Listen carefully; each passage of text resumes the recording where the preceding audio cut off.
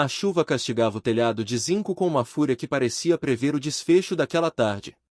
Rosa, na cozinha, sentiu o aroma do almoço de domingo, o mesmo ritual que repetia há 5 décadas, movida pela esperança silenciosa de ver a mesa cheia.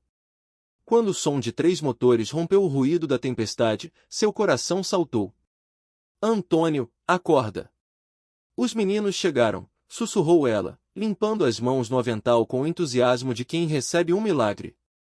Antônio, despertando de seu cochilo na varanda ao lado do fiel vira-lata, sorriu. Ver Marcelo, Patrícia e Roberto juntos era uma raridade que justificava qualquer cansaço. Ele se levantou, ajeitando a camisa com dignidade, sem imaginar que aqueles que ele ajudou a dar os primeiros passos estavam ali para lhe tirar o chão. A entrada dos filhos, no entanto, não trouxe o calor do reencontro, mas o gelo da indiferença. Marcelo, o advogado, entrou primeiro, seguido pela elegância austera de Patrícia e o pragmatismo frio de Roberto. Não houve abraços ou beijos, apenas o som de sapatos caros batendo no assoalho de madeira. Rosa, tentando dissipar a tensão, ofereceu um café quente, mas foi prontamente cortada pela filha. Não queremos café. Queremos resolver logo isso aqui, disparou Patrícia, enquanto consultava o relógio de luxo. A atmosfera mudou instantaneamente. Antônio, cujos olhos haviam aprendido a ler a alma humana em 80 anos de vida, sentiu um aperto no peito ao perceber que a pressa nos olhos dos filhos não era por saudade, mas por um negócio a ser concluído. O golpe veio de forma processual e impiedosa. Roberto abriu uma pasta repleta de documentos enquanto Marcelo, com a voz treinada para tribunais, anunciou que a casa havia sido vendida e que os novos proprietários chegariam na segunda-feira. O choque paralisou o velho casal. Vendida. Mas como? Esta casa é nossa. Construí cada tijolo com minhas próprias mãos, exclamou Antônio, as pernas tremendo sob o peso da traição. A explicação foi ainda mais cruel. Meses antes, os filhos haviam usado a confiança dos pais para fazê-los assinar uma procuração sob o pretexto de formalidades bancárias. O lar que abrigou nascimentos, primeiros passos e décadas de sacrifício havia sido transformado em mercadoria pelos próprios herdeiros. Diante do desespero da mãe, que via as paredes de sua história desmoronarem, os filhos reagiram com impaciência. Patrícia justificou a venda alegando que os pais já não tinham condições de cuidar do imóvel e que o dinheiro era necessário para coisas importantes. Para Rosa, não havia nada mais importante que a mesa onde ensinou as lições de casa ou o sofá onde ninaram cada um deles. Quando ela, com a voz trêmula, perguntou onde morariam, o silêncio que se seguiu foi mais doloroso que qualquer grito. Marcelo, sem desviar os olhos dos papéis, sentenciou o destino dos pais. Vocês vão se virar. São adultos. Sempre se viraram. A frieza daquelas palavras ecoou pela sala, misturando-se ao choro contido de Rosa. A indignação de Antônio explodiu em um último ato de defesa da dignidade. Somos seus pais. Vocês não podem simplesmente nos jogar na rua. Gritou ele, abraçando a esposa. A resposta de Patrícia foi um convite ao abandono, sugerindo que procurassem um asilo, alegando que lá teriam comida na hora certa. O que os filhos chamavam de cuidado, os pais viam como uma sentença de morte social.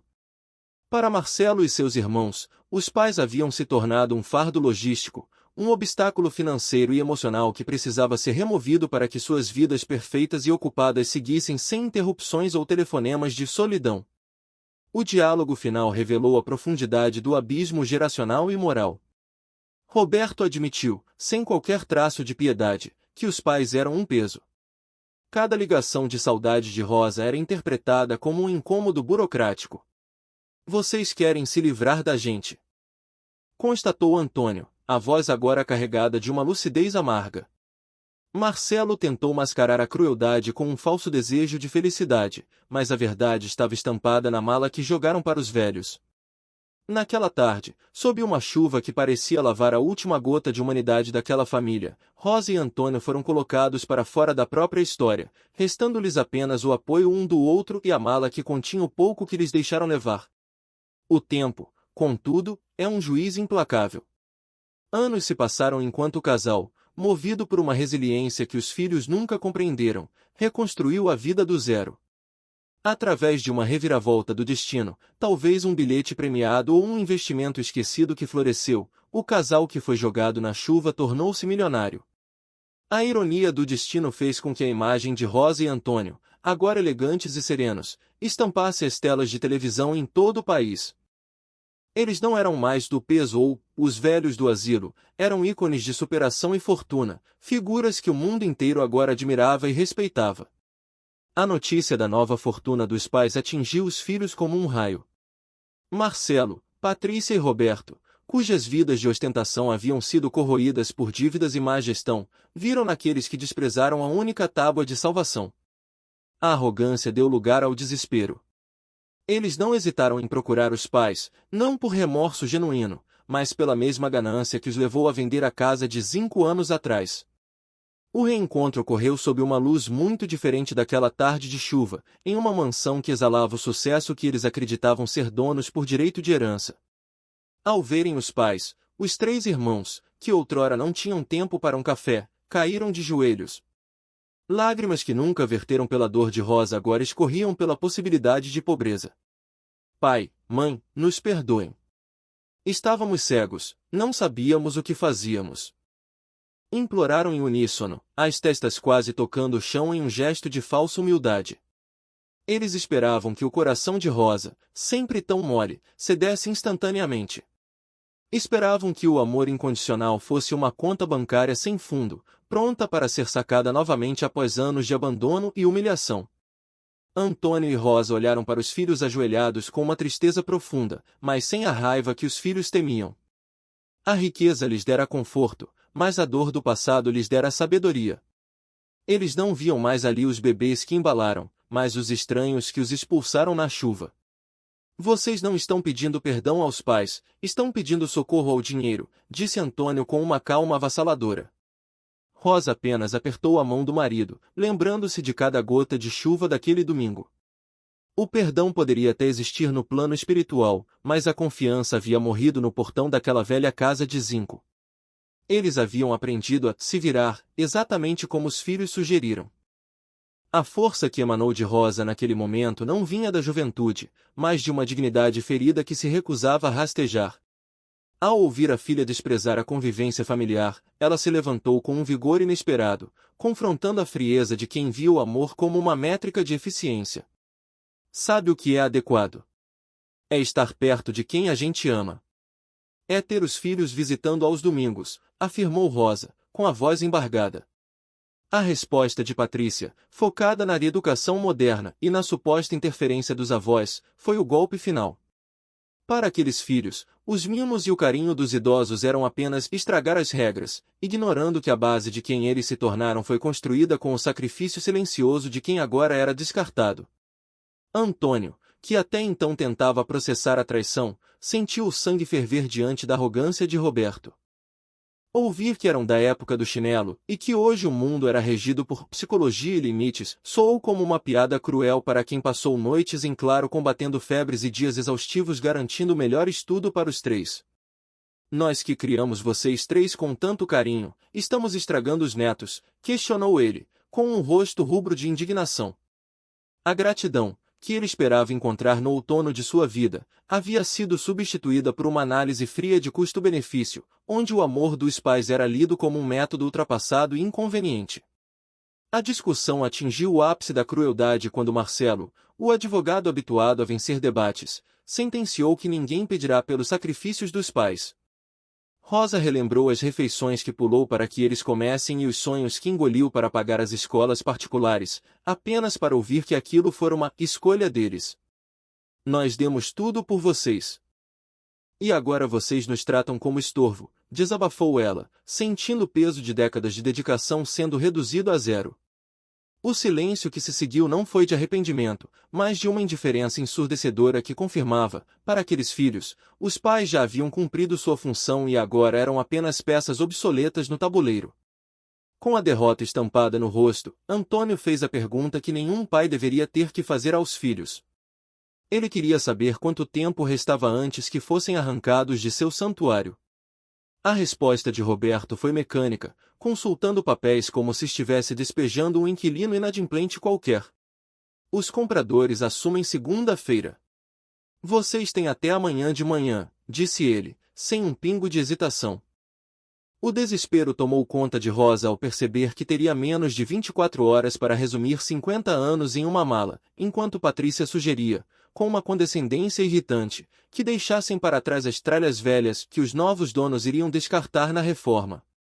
Rosa olhou para a cristaleira de casamento e para a poltrona de Antônio, móveis que para os filhos eram lixo, mas para ela eram recipientes de memórias vivas.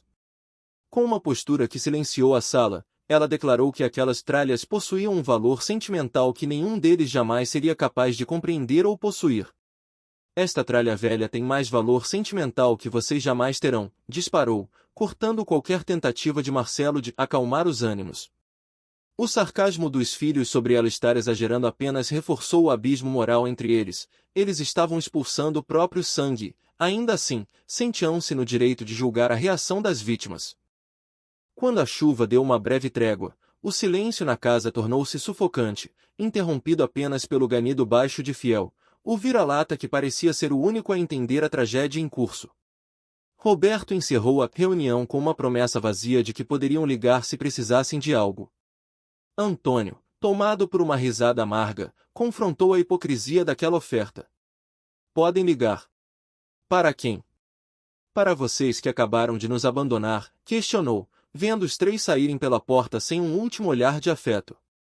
A partida dos carros deixou um vácuo de dor e a constatação dolorosa de Antônio. Ele sentia vergonha de ter criado estranhos em vez de filhos. Sozinhos na sala que em poucas horas não seria mais deles, o casal se permitiu desabar. Rosa abraçou o marido no sofá velho, enquanto Fiel apoiava a cabeça nos joelhos do dono, oferecendo a lealdade que os humanos haviam negado. Quando a chuva voltou a cair com ainda mais força, Rosa começou a arrumar a mala com as mãos trêmulas, selecionando apenas o essencial, fotografias amareladas e a aliança de sua mãe. Antônio, precisa ser agora. Se eles voltarem e ainda estivermos aqui, vai ser pior, disse ela, decidida a manter o pouco que restava de sua dignidade, preferindo a incerteza da tempestade à humilhação de ser vigiada pelos algozes.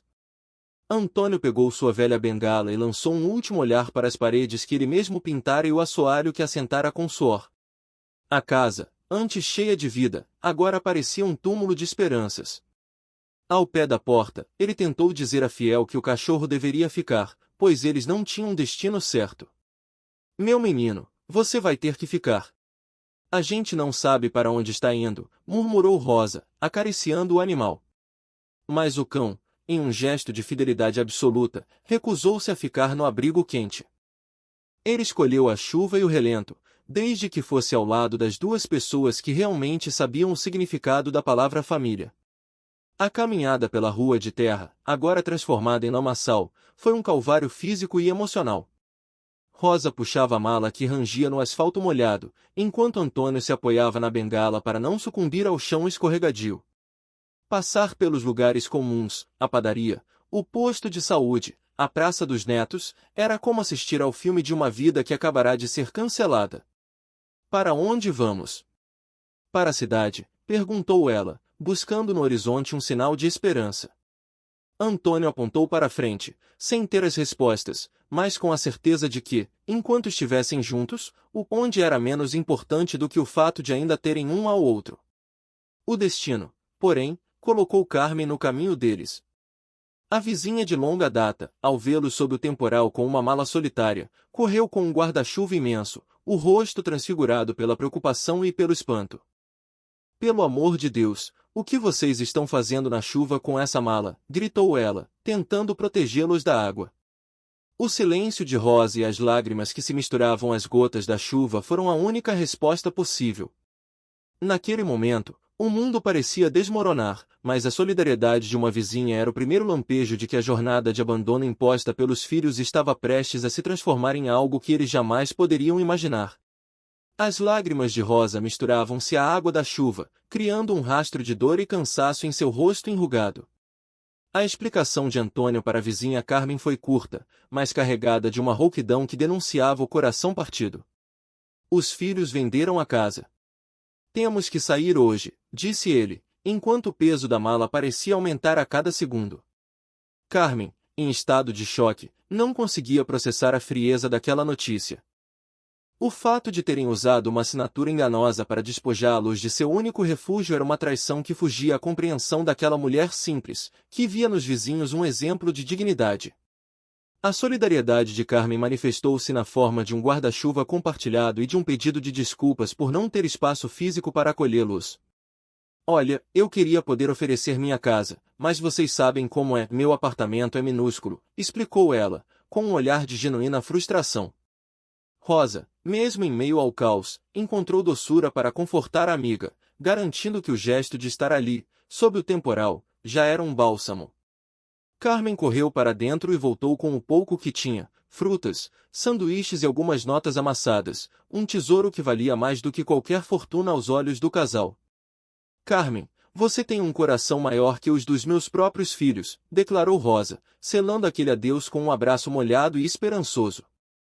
A jornada de 5 quilômetros até a cidade apresentava-se como um desafio hercúleo para dois idosos e um cão cujas patas já sofriam com o atrito do asfalto úmido. No entanto, a providência surgiu sob a forma de um caminhão que freou bruscamente ao lado deles. João, o motorista, não hesitou em oferecer abrigo na cabine, sentindo de imediato que aquela cena escondia uma tragédia silenciosa. Ei, vocês querem uma carona? Não é seguro andar na estrada com esse tempo, disse ele com a autoridade de quem conhece os perigos das rodovias. Ao subirem, Fiel acomodou-se na carroceria, e o calor da cabine começou a dissipar o frio que já se instalava nos ossos de Rosa e Antônio. Durante o trajeto, a história do abandono foi revelada entre suspiros e pausas dramáticas. João ouvia tudo com uma mistura de incredulidade e revolta, pensando em seus próprios pais. Ele não era apenas um motorista de passagem, mas o elo para o próximo capítulo da vida do casal. Olha, eu conheço um lugar que pode ajudar vocês. Chama-se Irmã Helena, sugeriu ele, descrevendo um abrigo que funcionava mais como uma comunidade do que como uma instituição. A Casa do Recomeço não era o asilo frio que os filhos haviam pintado com cores de pesadelo, mas um lugar onde a ajuda mútua era a regra e a dignidade humana era o alicerce. Ao chegarem ao prédio amarelo com flores nas janelas, Rosa sentiu uma paz inesperada. João ajudou-os a descer e partiu com um desejo sincero de que encontrassem o descanso merecido. Antes mesmo que a campainha fosse tocada, a porta se abriu, revelando Irmã Helena, uma mulher que exalava compaixão antes mesmo de dizer a primeira palavra. Vocês devem ser Rosa e Antônio. João ligou avisando que vocês estavam vindo, anunciou ela, revelando que a rede de bondade já estava operando em favor deles antes mesmo de pisarem na calçada. A recepção calorosa foi o primeiro sinal de que o universo estava começando a conspirar para curar as feridas abertas pelos filhos. A voz de Irmã Helena carregava um sotaque italiano reconfortante enquanto ela murmurava palavras de lamento sobre a alma daqueles que abandonam os próprios pais. Poveri anime. Sono te abbandonati dai propri figli, disse ela, antes de convidar o casal a entrar e se livrar das roupas encharcadas. O tratamento dado a Fiel também não passou despercebido por Antônio. A freira reconheceu no animal uma lealdade que faltou aos seres humanos. Naquela casa, o vira-lata não era um estorvo, mas um membro respeitado daquela nova e improvisada família que começava a se formar ao redor de uma mesa de comida quente e acolhimento genuíno. Ao entrar na casa do recomeço, Rosa sentiu um calor no peito que não vinha apenas da sopa que lhe foi servida. Pela primeira vez em horas, o medo de ser um peso desapareceu, substituído pela sensação de pertencimento. Sabe? Talvez o destino tenha outros planos para nós, sussurrou ela para Antônio, enquanto segurava sua mão com força renovada. Ele, apertando os dedos da esposa, concordou em silêncio, sentindo que a tempestade que os expulsara de casa fora, na verdade, um vento forte que os empurrava para uma vida que eles nunca imaginaram ter o direito de viver novamente. A primeira noite naquele refúgio foi de um sono profundo e sem pesadelos. O sol da manhã seguinte entrou pelas cortinas amarelas, trazendo consigo uma luz que parecia limpar as sombras da tarde anterior. Rosa acordou com uma curiosidade vibrante, algo que não sentia há décadas de rotina previsível. O bom dia de Antônio foi o lembrete de que o essencial permanecia intacto, o amor deles e a vontade de seguir em frente. Naquele ambiente, eles não eram os idosos que davam trabalho, mas indivíduos com histórias ricas e experiências que a irmã Helena e os outros moradores ansiavam por ouvir. A dinâmica da casa logo se revelou fascinante. Diferente do isolamento que temiam, ali havia vida pulsante. Pessoas de diferentes idades e trajetórias compartilhavam tarefas e histórias, criando uma tapeçaria humana onde cada fio tinha sua importância. Rosa logo se viu na cozinha, não por obrigação, mas por prazer, compartilhando seus segredos culinários de 50 anos com jovens que buscavam um novo norte. Antônio, por sua vez, encontrou na oficina do abrigo um espaço para consertar móveis e retomar o trabalho com as mãos que outrora ergueram cada tijolo de sua antiga residência. A mudança de perspectiva foi radical. O que começou como um ato de crueldade sem limites por parte de Marcelo, Patrícia e Roberto, transformou-se no catalisador para a descoberta de uma força interior que estava adormecida. Rosa e Antônio estavam prestes a descobrir que a venda da casa fora apenas o fechamento de um capítulo amargo para dar lugar a uma história de ascensão e triunfo. Enquanto os filhos se afundavam em suas próprias vidas vazias e gananciosas, os pais, agora guiados por uma nova família de coração, começavam a traçar o caminho que os levaria a um destino de riqueza inesperada e justiça poética. O sol da manhã atravessava as cortinas amarelas, trazendo uma claridade que Rosa não sentia há muito tempo. Ao despertar, ela ouviu o burburinho de vozes vindo do andar de baixo, um som de vida que contrastava com o silêncio opressor da tarde anterior. Fiel, atento como um guardião, apenas esperou o sinal dos donos para balançar o rabo. Bom dia, respondeu Rosa a Antônio, sentindo uma curiosidade renovada sobre o destino. O marido, ajeitando os cabelos brancos, levantou-se com uma disposição que parecia ter retornado junto com a luz do dia. Vamos conhecer nossos novos vizinhos, sugeriu ele, e juntos desceram as escadas de madeira, cujos rangidos soavam como música de boas-vindas. Na cozinha, a cena era vibrante e inesperada. 6 pessoas de diferentes idades compartilhavam a mesa como se fossem uma família de longa data. Irmã Helena, com seu sorriso que parecia abraçar a todos, apresentou os novos moradores com entusiasmo. Rosa, Antônio. Espero que tenham dormido bem, saudou ela. A timidez inicial de Rosa logo foi dissipada pela energia contagiante de Esperança, uma mulher de sorriso iluminado que serviu o café com uma hospitalidade genuína. Aqui ninguém agradece hospitalidade. Aqui somos todos família, afirmou Esperança, apresentando Miguel, Dolores, Fernando, Graça e Benedito, cada um oferecendo um aceno que aquecia o coração dos recém-chegados. Curioso para entender a engrenagem daquela casa, Antônio perguntou sobre a dinâmica do lugar enquanto aceitava um pedaço de pão caseiro.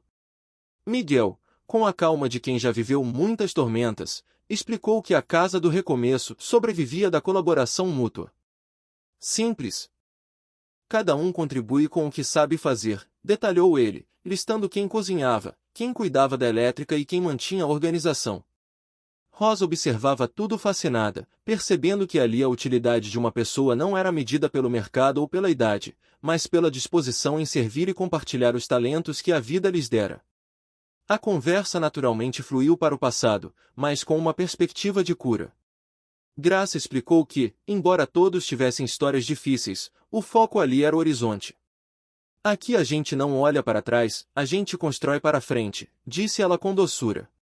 Foi então que irmã Helena, observando as mãos de Rosa, notou os calos e a firmeza de quem dedicou décadas ao ofício da costura. Rosa admitiu que costumava fazer roupas para os filhos e vizinhas, mas que parou porque eles diziam ser perda de tempo.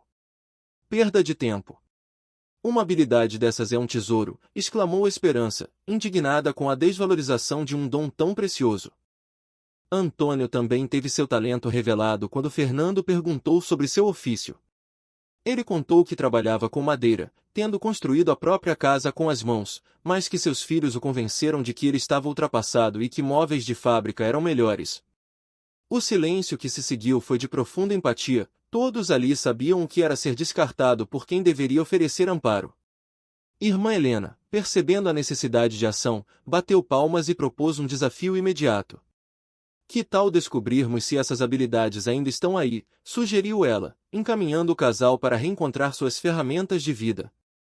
Dolores levou Rosa até um depósito no segundo andar, onde uma máquina de costura antiga repousava sob um lençol. Ao tocar o metal frio, Rosa sentiu uma conexão instantânea, como se estivesse reencontrando uma velha amiga de infância. Ela funcionava perfeitamente quando chegou aqui, explicou Dolores, incentivando-a a testá-la. Para a surpresa e emoção de Rosa, seus dedos moveram-se com uma memória muscular perfeita, operando os pedais e a agulha com uma fluidez mágica. No andar de baixo, os gritos de alegria de Dolores celebravam o fato de que o talento de Rosa permanecia intacto e vibrante, pronto para renascer.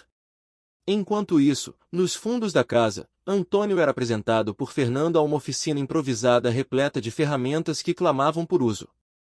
Fernando apontou para uma estante bamba que ninguém conseguirá consertar há meses. Antônio examinou o móvel com o olhar técnico de um mestre artesão e, em apenas 20 minutos, devolveu-lhe a firmeza original. Impossível! Você tem mãos de ouro, exclamou Fernando, impressionado com a precisão do trabalho. Com um sorriso modesto, Antônio corrigiu o amigo, reafirmando sua identidade. Tenho mãos de quem trabalha há 60 anos, sentindo o orgulho próprio retornar a cada batida do martelo. Ao final daquela manhã, a produtividade do casal já havia transformado a rotina do abrigo. Rosa remendara peças esquecidas e Antônio devolvera a utilidade a mesas e cadeiras que antes mancam. Irmã Helena não conseguia conter a gratidão diante do impacto imediato que os dois causaram. Vocês são presentes de Deus. Essas costuras estão perfeitas e esses móveis parecem novos, celebrou ela. Rosa tentou minimizar o feito, alegando ser apenas prática, mas o brilho em seus olhos denunciava que ela finalmente voltará a se sentir útil e vista, longe da sombra de invisibilidade que os filhos lhe impuseram. Esperança, contudo, não permitiu que a modéstia de Rosa apagasse a grandeza do momento. Prática nada. Isso é talento. Talento que alguém tentou convencer vocês que não valia nada, afirmou com firmeza, reforçando o valor intrínseco de cada ponto e cada prego batido. Logo, os outros moradores começaram a trazer seus pertences mais queridos para serem cuidados pelas mãos do casal. Graça aproximou-se com sua blusa favorita, rasgada em um local difícil, e a reação de Rosa foi de pura maestria técnica, prometendo não apenas consertar, mas embelezar a peça com bordados sofisticados que poucos ainda sabiam fazer. A conversa sobre pontos de cruz e bordados em ponto cheio selou o início de uma nova era para Rosa e Antônio. Naquela mesa, cercados por estranhos que se tornavam irmãos de alma, eles perceberam que os filhos haviam vendido apenas as paredes de uma casa, mas não haviam conseguido vender a essência de quem eles eram. Talvez o destino tenha outros planos para nós, pensou Rosa, enquanto o fiel balançava o rabo em aprovação. Eles não eram apenas idosos em um abrigo, eram artesãos da vida, prontos para transformar retalhos e madeiras velhas na fundação de um império que, em breve, deixaria o mundo e seus filhos de queixo caído. A atmosfera na casa do recomeço transformou-se em um formigueiro de atividade e propósito. Miguel, segurando sua cadeira favorita com um pé quebrado, aproximou-se de Antônio com uma ponta de esperança nos olhos. Antônio, minha cadeira favorita quebrou ontem. Você acha que tem conserto? Perguntou ele, entregando a peça ao mestre. O olhar técnico de Antônio não falhou, ele rapidamente identificou a fragilidade da madeira e a solução necessária para devolvê-la ao uso. Tem conserto e posso deixar ela mais forte que antes. Só preciso de algumas horas, respondeu com a confiança de quem conhece a alma da madeira, iniciando uma reação em cadeia que movimentaria todos os moradores do abrigo. Em poucas horas, a sala de estar parecia um ateliê de alta costura e uma marcenaria de luxo. Cada morador trouxe algo que guardava como lembrança ou necessidade, e o casal mergulhou no trabalho com uma paixão que estava sufocada há anos. Ao final da tarde, a irmã Helena reuniu todos para observar o milagre da restauração operado por mãos que os próprios filhos chamaram de inúteis. Gente, olhem só o que aconteceu aqui hoje, exclamou a freira, apontando para as roupas bordadas com perfeição e os móveis que brilhavam como novos. Rosa e Antônio, humildes, tentaram minimizar o feito, mas o reconhecimento de quem via ali um talento raro era impossível de ignorar. A sugestão de esperança, porém, foi o que realmente mudou o rumo daquela tarde. Ela observava a qualidade superior dos pontos de Rosa e a solidez dos reparos de Antônio, percebendo que aquilo não era apenas um passatempo. Rosa, Antônio, posso sugerir uma coisa? Por que vocês não fazem isso profissionalmente? Lançou ela, plantando a semente de um novo destino. O casal hesitou, alegando que já estavam velhos demais para iniciar uma carreira, mas a resposta de Graça foi um lembrete de que a sabedoria não tem data de validade. Velhos. Vocês têm experiência, sabedoria que não se aprende na escola, afirmou ela, enquanto os outros mostravam como a internet valorizava exatamente aquele tipo de arte manual. Dolores, munida de seu celular, provou a Rosa que o mundo lá fora estava disposto a pagar caro por bordados autênticos e móveis de madeira maciça. Ver os preços e as imagens na tela deixou o casal impressionado e, pela primeira vez, a ideia de independência financeira pareceu palpável. Mas como começaríamos? Questionou Rosa, ainda com a insegurança de quem foi humilhada pela própria família. A irmã Helena, com sua fé inabalável, garantiu que o segredo estava em começar pequeno e deixar que o mundo conhecesse a beleza do que faziam. Eu nunca sonho pequeno.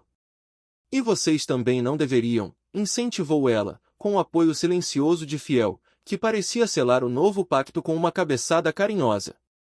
A decisão de tentar foi selada com a união das mãos de Rosa e Antônio, sob os aplausos emocionados da nova família. Irmã Helena, falando em sua língua natal, resumiu a chegada do casal não como um fardo, mas como uma bênção mística. Dio lavor em modo e misteriosi. Vocês foram trazidos aqui não como refugiados, mas como salvadores, declarou ela, explicando que eles estavam salvando tanto uma arte em extinção quanto a si mesmos. Naquela noite, o sono foi visitado por visões de futuro, e Antônio, em um momento de lucidez absoluta, percebeu que a expulsão de casa fora, ironicamente, o passaporte para a liberdade. Talvez nossos filhos tenham feito a gente o maior favor da vida, sussurrou ele, antes de apagar a luz. 3 meses se passaram e a casa do recomeço não era mais a mesma. O que era um abrigo tornou-se o centro de uma operação artesanal que ganhava corpo e prestígio. Rosa passava os dias entre linhas de seda e tecidos nobres, enquanto Antônio transformava a madeira bruta em relíquias. Certo dia, Esperança invadiu a cozinha com o celular em mãos, pálida de emoção. Rosa, você precisa ver isso. O que foi, Esperança? Você está pálida, perguntou Rosa, largando seu bordado. A página que haviam criado para divulgar o trabalho no Instagram havia explodido, alcançando a marca impressionante de 50.000 seguidores em uma única noite de sucesso viral. A causa do fenômeno foi o compartilhamento de uma influenciadora famosa, que se encantou com um vestido bordado por Rosa e declarou aos seus milhões de seguidores que nunca vira nada tão perfeito. Antônio aproximou-se, tentando entender a magnitude daquilo, enquanto Miguel e os outros moradores desciam as escadas em polvorosa com seus próprios aparelhos. E o que isso significa? Quis saber o mestre marceneiro. A resposta veio em coro, eles haviam se tornado uma sensação nacional. A tralha velha que os filhos queriam descartar agora era objeto de desejo de pessoas de todo o país, que buscavam o toque humano e a história contida em cada peça produzida pelo casal. Irmã Helena chegou da horta, surpresa com o alvoroço que parecia ter trazido fantasmas para dentro de casa. Fernando, voltando da cidade, trouxe relatos de que nas lojas de tecidos e marcenarias todos perguntavam sobre o casal de artesãos da Casa do Recomeço. Rosa sentou-se, tentando digerir que seu talento, antes desprezado por quem ela mais amava, agora era celebrado por milhares de desconhecidos. Gente, isso não pode ser real. É mais real que você imagina, afirmou Dolores, que trazia a notícia final que mudaria tudo. A imprensa local já estava a caminho para contar a história deles para o mundo. A presença da repórter na esquina era apenas o começo de uma avalanche midiática.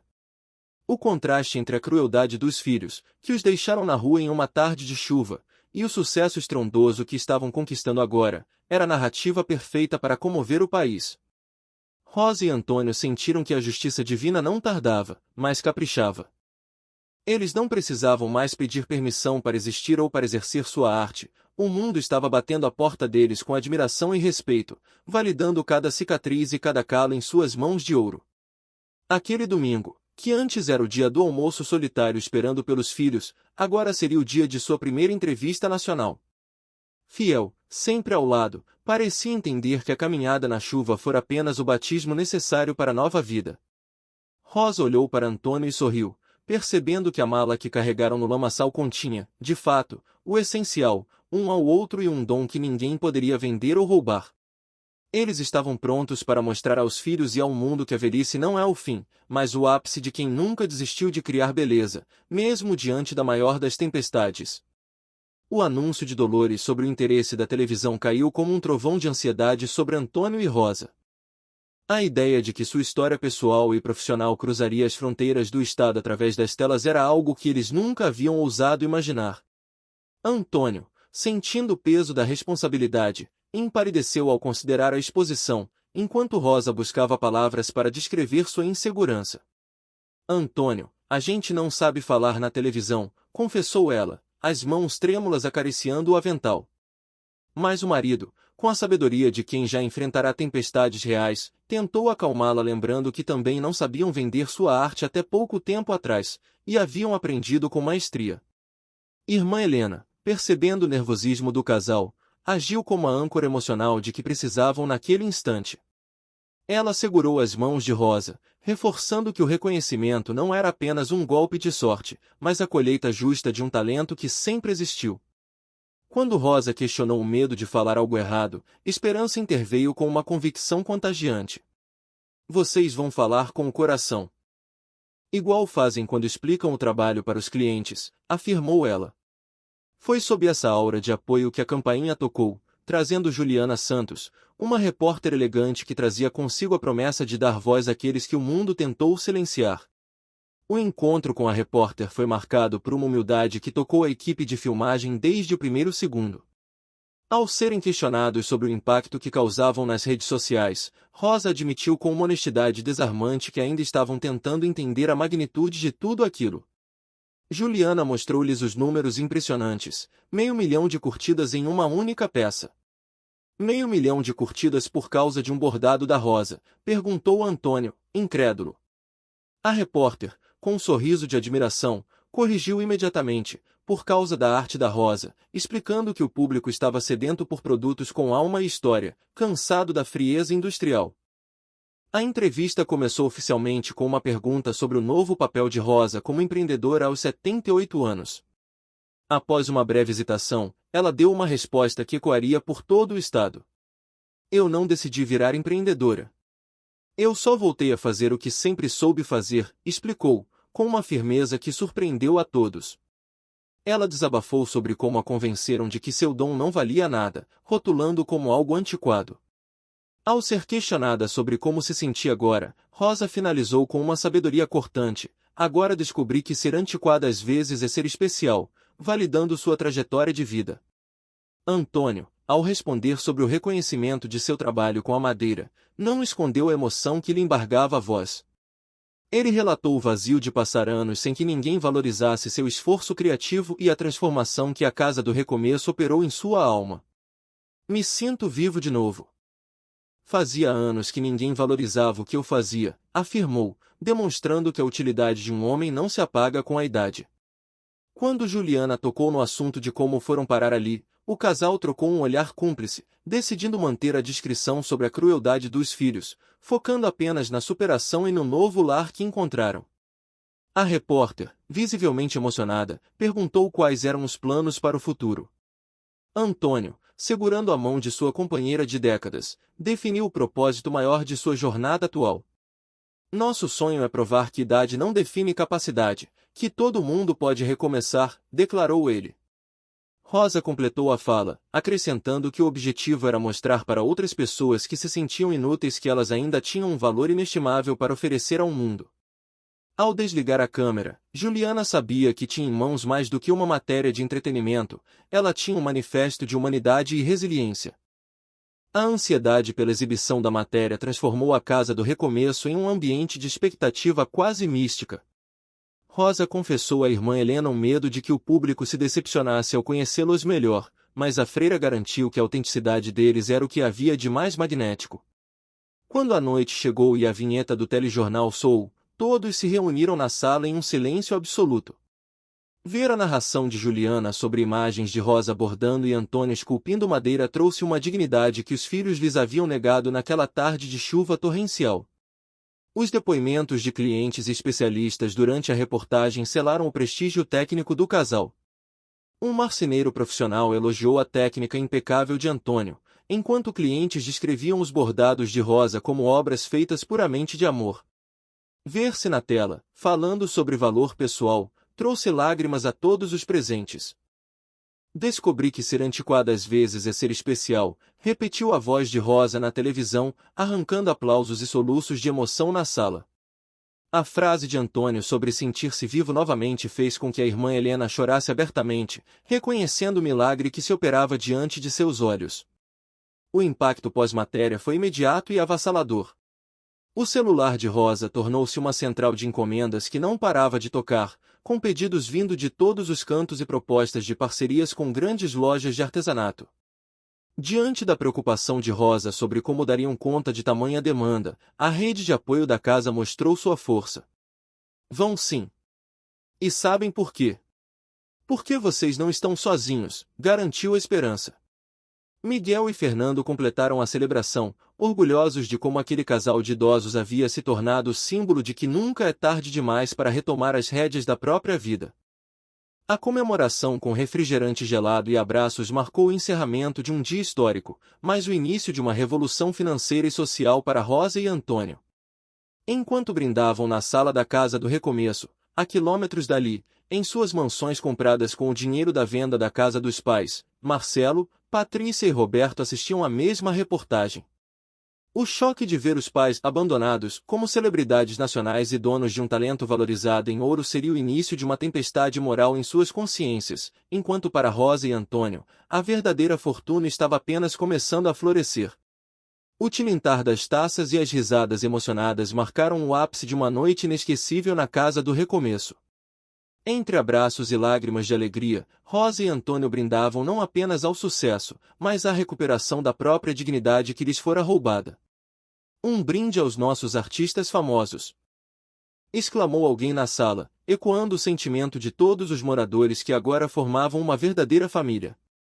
Rosa, com o rosto iluminado, confessou ao marido que, pela primeira vez em décadas, sentia um orgulho genuíno de quem era, enquanto Antônio, emocionado, admitia finalmente sentir-se importante. Eles haviam deixado de ser invisíveis para o mundo. A conversa antes de dormirem revelou que o sucesso financeiro era apenas um detalhe perto da cura emocional que estavam vivenciando.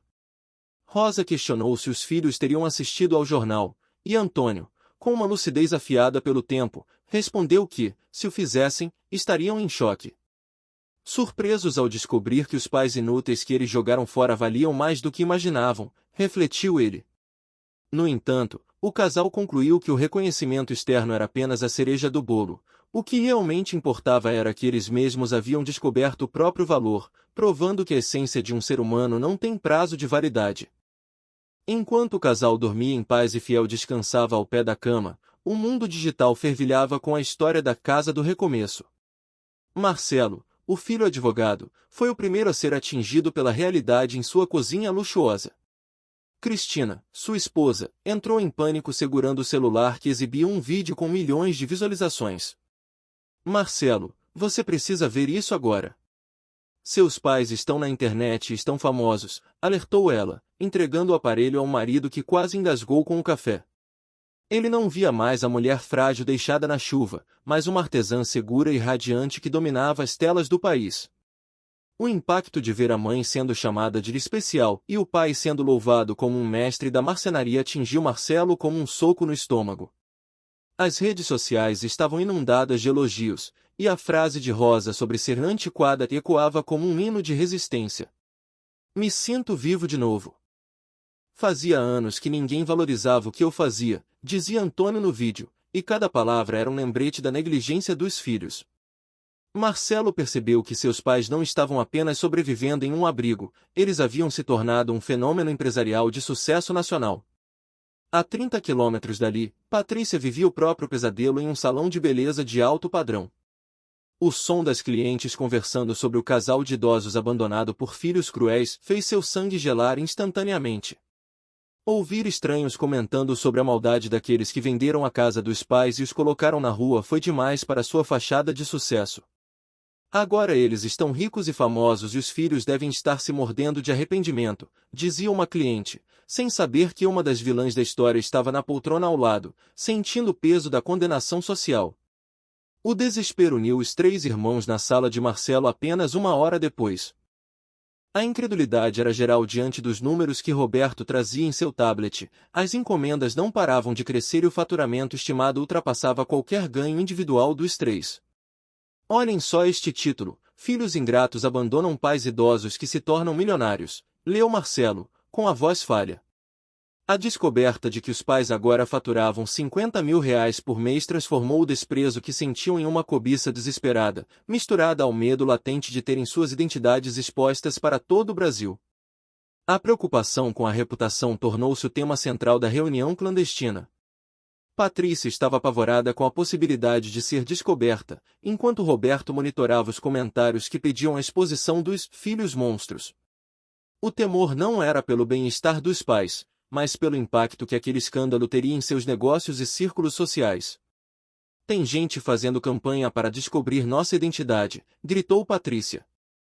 Marcelo, tentando manter o controle jurídico da situação, alertou que em uma cidade pequena era apenas questão de tempo até que alguém fizesse a conexão e os linchasse publicamente. Roberto, andando de um lado para o outro, exigia uma atitude rápida para conter o estrago.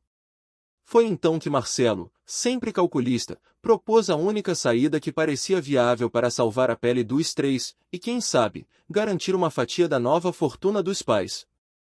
A única atitude possível, pedir perdão e tentar uma reconciliação, sugeriu ele, embora o tom fosse mais de estratégia de marketing do que de remorso real. Roberto riu amargamente, sabendo que a tarefa de convencer os pais que eles haviam expulsado sob uma tempestade não seria nada fácil.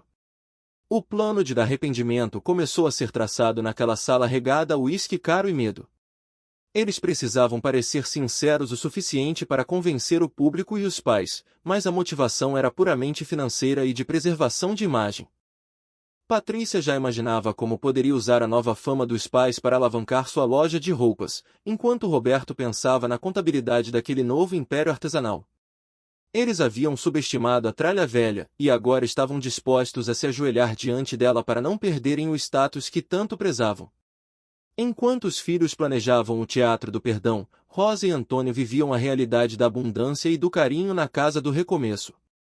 Eles não sabiam que a verdadeira prova de sua nova força estava prestes a chegar batendo à porta. A tempestade de água havia passado, mas a tempestade da ganância filial estava se formando no horizonte. Contudo, desta vez, eles não tinham apenas uma mala velha, tinham uma família de alma, uma fortuna conquistada com o próprio suor e um cachorro leal que saberia rosnar para qualquer falsidade que tentasse cruzar aquele portão. A tensão na sala de Marcelo era quase palpável, um misto de pânico social e ganância reprimida que corroía o silêncio entre os irmãos. Patrícia andava de um lado para o outro, tentando se convencer de que o laço de sangue seria sua salvação, apesar da traição brutal que cometeram. Depois do que fizemos, você acha que eles vão nos perdoar? Eles são nossos pais. Pais sempre perdoam os filhos, afirmou ela, buscando um conforto que a lógica não oferecia. Marcelo, o estrategista do grupo, concordava com a cabeça, mas sua mente já trabalhava em como reverter o desastre de imagem que o cercava como um incêndio florestal. O clima de conspiração foi interrompido pelo toque estridente do celular, trazendo a voz de um jornalista que já ligava os pontos daquele escândalo familiar. Ao ouvir o nome dos pais e a palavra abandono, Marcelo sentiu o chão desaparecer. Sou jornalista do Portal Nacional. Gostaríamos de uma entrevista sobre o abandono dos seus pais, disse a voz do outro lado, fazendo o advogado desligar o aparelho com as mãos trêmulas. A percepção de que a identidade deles não era mais um segredo transformou o medo em um desespero prático. Eles precisavam agir antes que a investigação por negligência batesse à porta. A discussão entre os irmãos revelou a face mais nua de suas intenções, onde o afeto era apenas uma máscara para o interesse financeiro e a preservação do status. Roberto, o mais pragmático, não aceitou a mentira de Marcelo sobre a preocupação familiar. Não é sobre dinheiro. Marcelo, não venha com essa conversa. Claro que é sobre dinheiro. Se eles estivessem pedindo esmola na rua, vocês estariam ligando, questionou ele, lançando uma verdade ácida que ninguém ousou rebater. Eles sabiam que o interesse despertado pela fama dos pais era o único combustível para aquela súbita saudade. Ameaçados por processos judiciais e pelo linchamento virtual, os três decidiram que a única saída seria uma reconciliação pública milimetricamente planejada. Marcelo, assumindo seu papel de advogado, começou a rascunhar uma narrativa palatável para justificar o injustificável, sugerindo que alegassem preocupação com a segurança dos idosos. O plano envolvia infiltrar-se nos novos negócios dos pais, oferecendo serviços legais e contábeis para garantir o controle da fortuna. Vamos ter que ser mais espertos. Precisamos de uma estratégia, determinou ele, enquanto pesquisavam cada detalhe da vida atual de Rosa e Antônio. Ao mergulharem na história da Casa do Recomeço, o choque de realidade foi inevitável. Eles leram termos como vulnerabilidade social associados aos seus próprios pais, percebendo que foram os arquitetos daquela miséria. Contudo, ao verem o sucesso da marca Rosa e Antônio, a admiração pela rentabilidade superou qualquer remorso. Eles se tornaram uma marca. Rosa e Antônio, arte com história. Uma marca que nós desprezamos, observou Patrícia, notando que as encomendas vinham de todas as grandes capitais do país. O valor que eles ignoraram agora era disputado pelo mercado de luxo. Finalmente, Marcelo tomou o telefone e discou para o abrigo, sentindo o peso de cada toque. Quando a chamada foi atendida, o silêncio do outro lado, após ele se identificar, pareceu uma eternidade de julgamento silencioso. Casa do Recomeço. Boa tarde. Gostaria de falar com Rosa e Antônio Silva. Sou Marcelo, filho deles, disse ele, com a voz falha. O impacto dessas palavras cruzou a linha telefônica, chegando a uma Rosa que não era mais a sombra submissa que eles haviam deixado sob a chuva, mas uma mulher que havia recuperado seu eixo e sua voz. A resposta de Rosa veio com uma polidez gélida que desarmou Marcelo instantaneamente. Não havia o choro ou a súplica que ele esperava, havia apenas a distância intransponível de quem aprendeu a viver sem eles. Marcelo. Estou muito bem, obrigada, respondeu ela, tratando o filho como um estranho educado. A humilhação de Marcelo aumentou quando ouviu a voz de Antônio ao fundo, carregada de um sarcasmo cortante que ele nunca ouvirá no pai. Ah, o Marcelo que nos jogou na rua na chuva. Esse mesmo, comentou o velho marceneiro, deixando claro que a memória daquela tarde ainda estava viva e bem guardada. Tentando seguir o roteiro da reconciliação, Marcelo gaguejou sobre querer conversar e resolver as coisas em família, mas foi interrompido pela risada amarga de Rosa. Ela devolveu cada palavra de desprezo que eles haviam proferido na sala da velha casa, lembrando-os de que foram chamados de peso e estorvo. Família, Marcelo. Você e seus irmãos deixaram bem claro que não somos família, sentenciou ela. A estratégia de Marcelo de alegar preocupação com a segurança soou como uma piada de mau gosto diante da realidade de que eles haviam sido despejados sem nenhum destino certo. Antônio assumiu o aparelho, e sua voz, agora próxima, não tinha mais o tremor da fraqueza, mas a ressonância de quem construiu um novo império com as próprias mãos.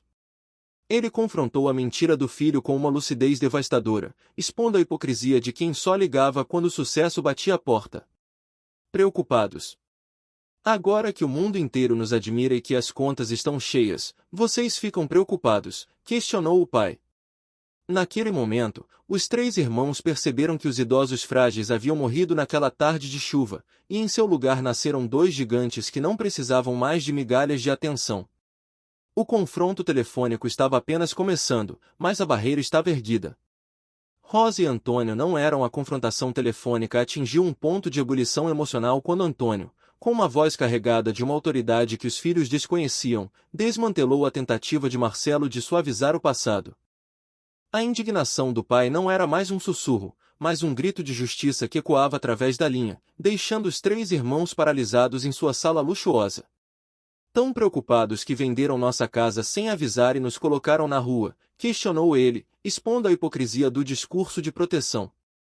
Marcelo tentou gaguejar uma explicação, mas foi interrompido pela clareza devastadora de um homem que construiu sua vida tijolo por tijolo, apenas para ser traído por aqueles que ele mais amou. Patrícia, percebendo que o terreno jurídico de Marcelo estava desmoronando, tentou uma abordagem baseada em uma falsa admiração, mencionando o orgulho que sentiam pelo sucesso repentino dos pais. O silêncio que se seguiu foi mais cortante que qualquer discussão anterior. Rosa, assumindo a palavra, devolveu a ironia com uma precisão cirúrgica, lembrando-os de que o orgulho deles tinha um preço e uma conveniência bem definidos. Orgulhosos. Agora vocês estão orgulhosos, constatou ela, desmascarando a mentira descarada de Marcelo sobre sempre terem apoiado o talento dos dois, quando na verdade os haviam jogado à própria sorte sob uma tempestade impiedosa. A memória dos pais revelou-se um tribunal implacável, onde cada palavra cruel dita no passado foi apresentada como evidência. Rosa e Antônio lembraram detalhadamente das acusações de serem um peso financeiro e um estorvo emocional. Marcelo viu sua estratégia de advogado ruir diante da honestidade bruta de quem não tinha mais nada a perder. Mãe, a gente errou. Erramos feio, mas somos família, não podemos conversar pessoalmente, implorou ele, tentando uma cartada de apelo emocional que soou vazia e tardia. A pergunta de Rosa que se seguiu, curta e direta, desarmou qualquer possibilidade de diálogo fácil. Para que eles queriam esse encontro agora? O impasse tornou-se insuportável quando Marcelo não conseguiu encontrar uma resposta que não revelasse seu interesse escuso. A insistência em fazer as pazes foi recebida com um ceticismo saudável por Rosa, que questionou por que esse desejo de reconciliação não surgiu nos 3 meses de silêncio e abandono total.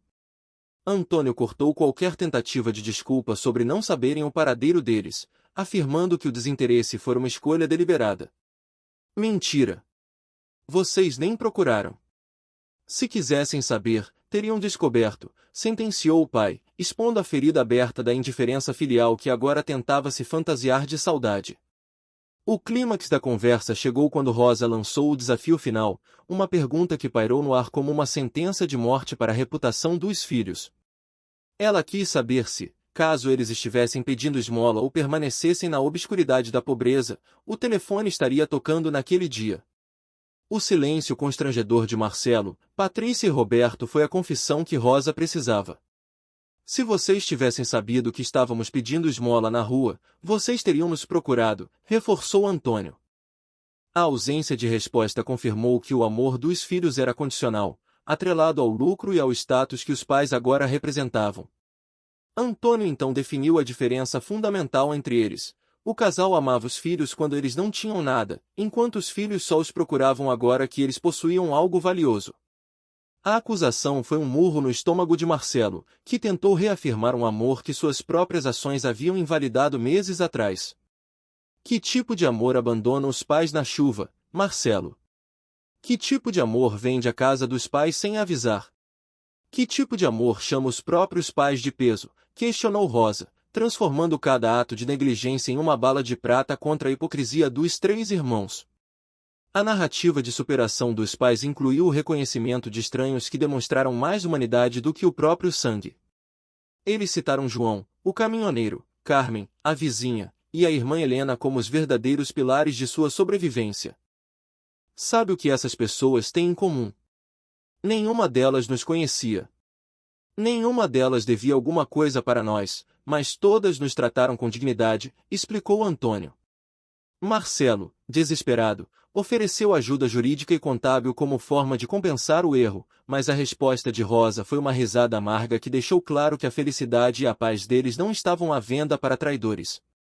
A revelação de que Rosa e Antônio agora consideravam os moradores da Casa do Recomeço como sua nova família feriu o orgulho de Patrícia, que gritou ao fundo, revelando sua presença na chamada. Rosa, mantendo uma calma cansada, confrontou a filha que antes afirmara não ter espaço para os pais em sua vida. A reunião completa. Os 3 mosqueteiros do abandono, ironizou Antônio, deixando Roberto sem palavras quando questionado se ele teria coragem de abandonar os próprios filhos na velhice. A distinção moral entre as gerações ficou evidente, os pais nunca os abandonariam, mas foram descartados no primeiro sinal de dificuldade. Patrícia, desabando em lágrimas, Tentou clamar pelo amor que um dia existiu, mas Rosa lembrou-a das palavras duras sobre estragar a educação dos netos. A dor de ser tratada como um incômodo pedagógico ainda estava fresca, e a ascensão social dos pais não apagava as cicatrizes da rejeição.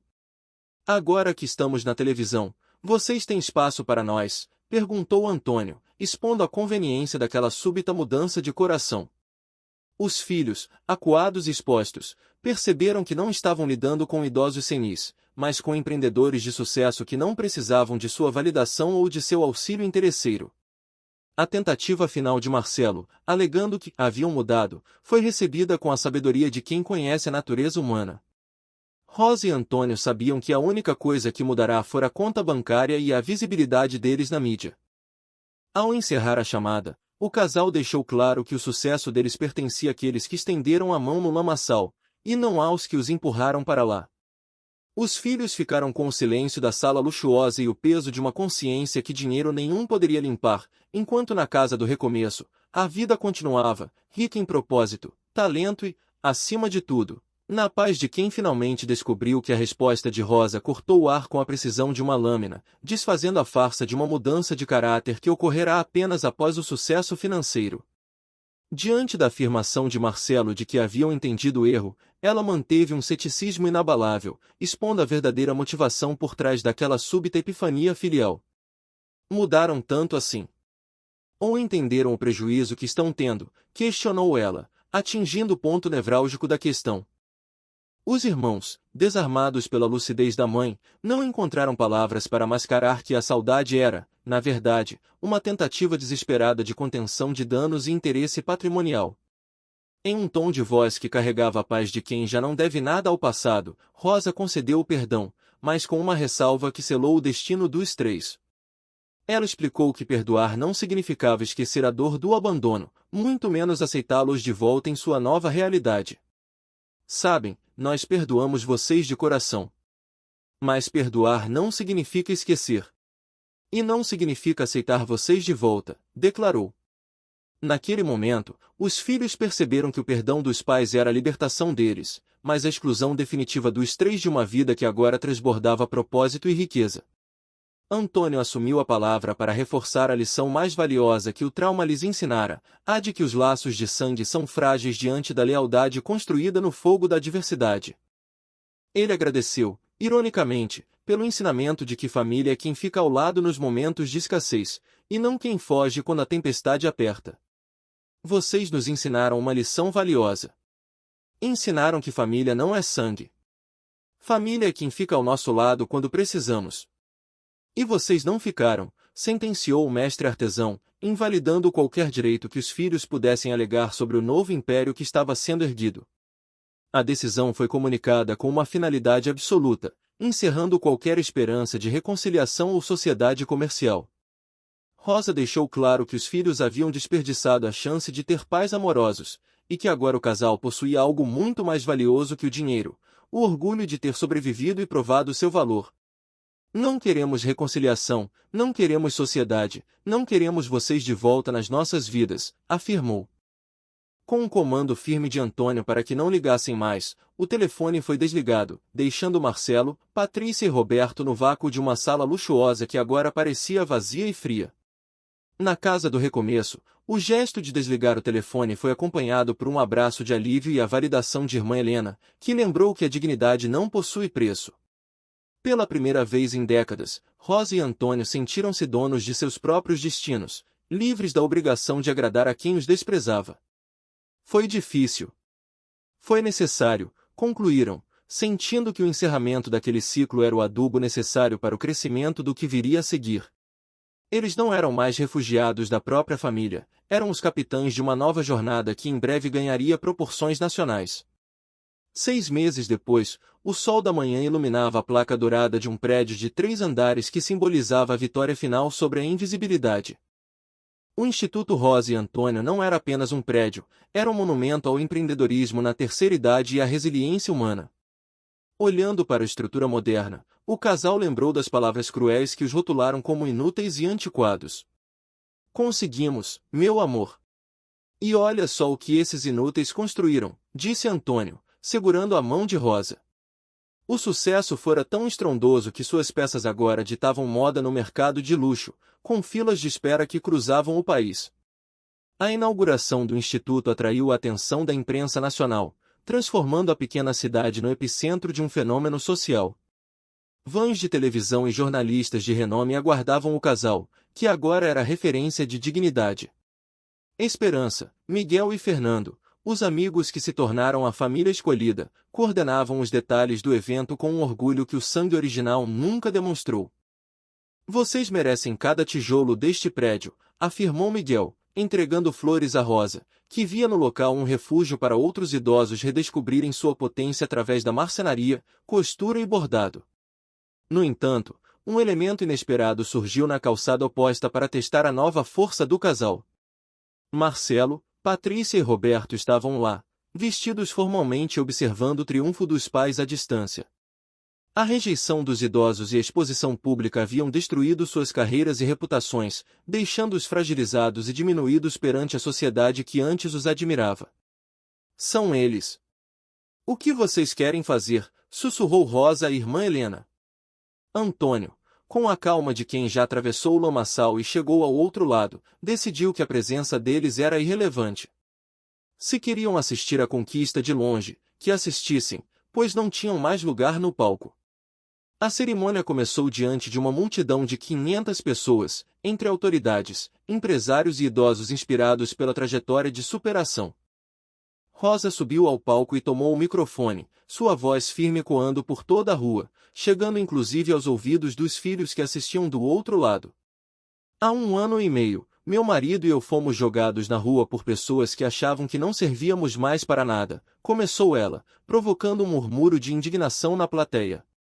Ela não falava com rancor, mas com a autoridade de quem transformou a rejeição em combustível para a maior obra de sua vida. Rosa finalizou seu discurso admitindo que aqueles que os expulsaram estavam certos sobre uma única coisa: eles eram, de fato, o fim de uma era, mas o início de uma revolução que provaria que a sabedoria acumulada é o recurso mais rico de uma nação. Enquanto as fitas de inauguração eram cortadas sob aplausos ensurdecedores, Rosa e Antônio entraram no instituto sem olhar para trás. Eles haviam construído um lar para muitos, uma fortuna para si e um legado para a história. Os filhos permaneceram na calçada, isolados na chuva de suas próprias escolhas, assistindo ao brilho de um sol que eles tentaram apagar, mas que agora iluminava o caminho de milhares de outros recomeços. O discurso de Rosa diante da multidão não foi apenas um agradecimento, mas uma aula de resiliência que calou a cidade. Com uma postura que emanava uma força recém-descoberta, ela surpreendeu a todos ao validar, de forma irônica, o que os filhos haviam pensado no passado. Nós realmente não servíamos mais para o que éramos antes. Servíamos para muito mais, afirmou ela, transformando o conceito de utilidade em algo muito mais profundo. Antônio, tomando o microfone, complementou a fala da esposa, definindo que a idade deve ser lida como acúmulo de experiência e nunca como uma limitação física ou mental. A inauguração do Instituto foi apresentada como um ato de resgate para todos aqueles que a sociedade insiste em descartar precocemente. Rosa e Antônio questionaram a plateia sobre quantas vezes já haviam sido chamados de velhos demais ou tratados como fardos pesados. Dezenas de mãos se ergueram em um gesto mudo de solidariedade e dor compartilhada. Hoje vocês vão descobrir que nunca é tarde para começar de novo, declarou Rosa, enquanto Antônio, com o olhar fixo no ponto onde os filhos assistiam, disparou a verdade mais dolorosa daquela manhã: família de verdade é definida por valores compartilhados, não apenas pelo sangue. A comoção foi absoluta, transformando o evento em um marco histórico para a terceira idade na região. Rosa dedicou o prédio a todos os abandonados que encontraram forças para renascer das cinzas da rejeição. Quero dedicar este instituto a todas as pessoas que foram abandonadas pela própria família, mas que encontraram força para recomeçar, disse ela, com a voz embargada, mas firme. Antônio encerrou a homenagem chamando os idosos ali presentes de diamantes preciosos que o mundo não soube lapidar, reafirmando que a dignidade humana é um bem inegociável que não aceita descontos ou concessões. Quando a cerimônia chegou ao fim e a multidão começou a se dispersar, o trio de irmãos finalmente reuniu a coragem necessária para atravessar a rua. Marcelo, Patrícia e Roberto aproximaram-se com a hesitação de quem reconhece o próprio crime, mas ainda nutre a esperança de um perdão fácil. Parabéns, limitou-se a dizer Marcelo, o filho advogado que agora parecia minúsculo diante da grandiosidade dos pais. Rosa e Antônio os receberam com uma polidez gélida, tratando-os com a mesma cortesia formal que dedicariam a qualquer estranho que passasse pela calçada da nova instituição.